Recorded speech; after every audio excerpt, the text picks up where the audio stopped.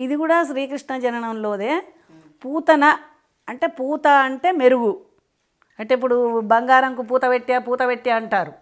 పూత అంటే మెరుగు, నా అంటే లేదు, మెరుగు లేదు అంటే పూత బంగారంకైతే పూత, కానీ మనుషులకు పూత అనేది విజ్ఞానం అన్నమాట. అయితే నా అంటే లేదు, దీనికి విజ్ఞానం లేదు, జ్ఞానం లేదు, పూతన జ్ఞానం లేదు. జ్ఞానమే ఉంటే భగవంతుడైన శ్రీకృష్ణుని చంపుతా అని ఎందుకు అనుకుంటుంది? భగవంతుడిని చంపుతా అని అనుకోరు కదా, అది అజ్ఞాని.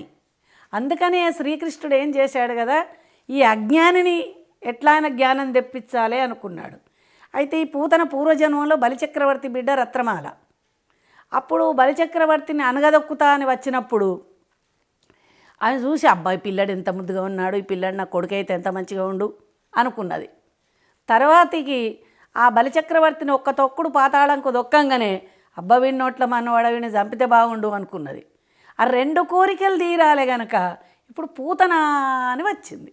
ఆమె జ్ఞానం లేనిది కనుకనే పూతన. ఈ పూతనను చంపడానికి శ్రీకృష్ణుడు ఆలోచించాడన్నమాట. ఫస్ట్ 6 రోజుల పిల్లడిని నేను మొదలు స్త్రీ హత్యన ఆడదాన్ని చంపాన్నా అని గట్టిగా కళ్ళు మూసుకున్నాడట.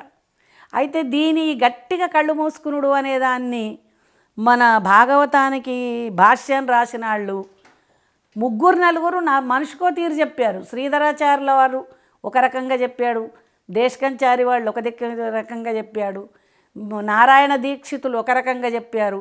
మనం ఏమనుకుంటున్నామంటే ఆడదాన్ని చంపుడా అని కళ్ళు మూసుకున్నాడు అని మనం అనుకుంటున్నాం. కాకపోతే దాన్ని చంపంది ఆయనకు అక్కడ ఫస్ట్ చావే పూతనది. అయితే కృష్ణ అవతారంలో పూతనను చంపాడు స్త్రీనే.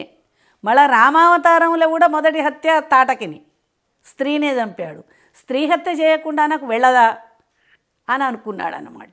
అయితే ఆ పూతనను పాలిస్తాను పడకుండా పెట్టుకున్నాక దాని ప్రాణాలను గుంజిన తర్వాత అది ఎంత పడ్డదంటే నందగోకులంలో ఒక పర్వతం అంత పడ్డది. అది ఎంత ఉన్నది, ఆ పర్వతం మీద చిన్ని కృష్ణుడు ఎగురుతుంటుంటే పూతన మీద కృష్ణుడు అని అదొక ఇదైపోయిందన్నమాట.